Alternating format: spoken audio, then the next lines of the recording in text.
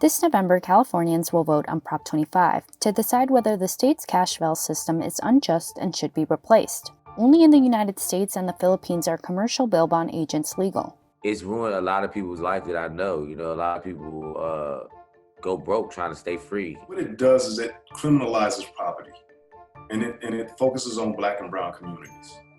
Literally, California has the highest average bail in the entire nation. Each charge has its own bond amount. So for example, for battery, it could be $20,000 and it's a misdemeanor. You know, domestic violence, when you live with a partner you're married, it could be $50,000. Second time it could be $100,000. In 2018, Governor Jerry Brown signed into law SB 10, a bill that would eliminate bail and instead allow pretrial release from jail based on the defendant's flight risk and public safety. But the law has been put on hold pending a voter referendum. The passage of Prop 25 would put the long-delayed law into effect, ending cash bail in California. A growing national discussion about inequities in the criminal justice system, spurred by the Black Lives Matter movement, has focused new attention on changing the bail system. For the past 4 decades, the bail bond industry has blocked any bail reform efforts in California. In 2018, the industry issued about $6 billion in bail bonds and collected about $560 million in bail bond fees nationwide. But critics of cash bail are divided over the risk assessments that would replace it. Risk assessments are predictive tools, like a lot of other machine learning and algorithmic software. The first step for building a tool like this is to determine an outcome of interest. Outcome of interest is just what is the thing that you are trying to predict. In constructing pretrial risk assessments, the outcome of interest tends to be future crime or missed court dates for someone who has been accused but not convicted of a crime.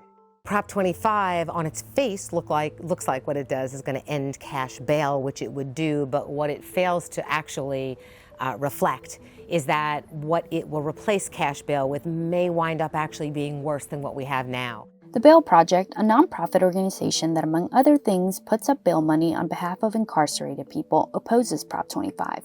Those algorithmic risk assessments can't actually remove the historic systemic racism that the data that's being used is going to put into those assessments. Any model is only as good as the data that it's trained on.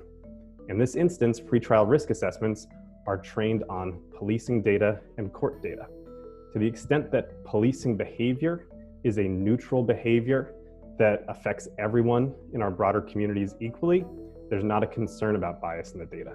To the extent that police instead focus their efforts in poor neighborhoods, in Black neighborhoods, and other neighborhoods of communities of color, there winds up being a problem because the data overrepresents these groups of people.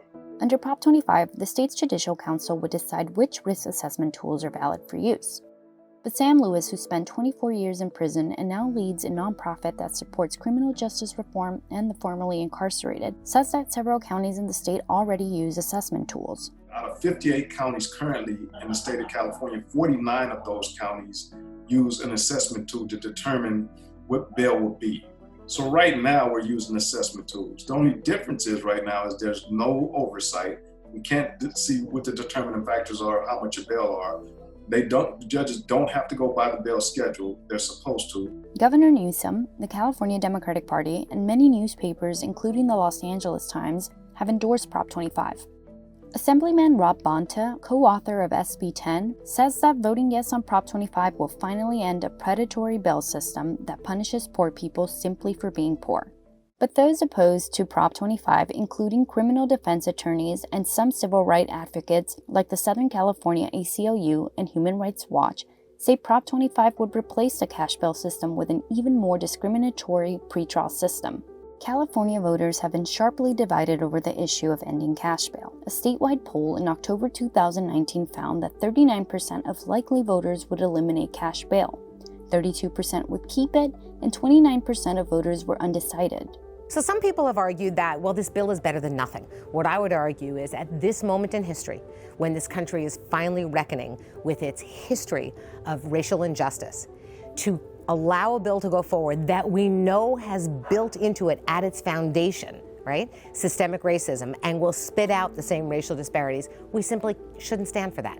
For people who are saying that this replaces, this is a worse system, no, it's not. It creates an opportunity to make our system better, and it tears down another level of systemic racism.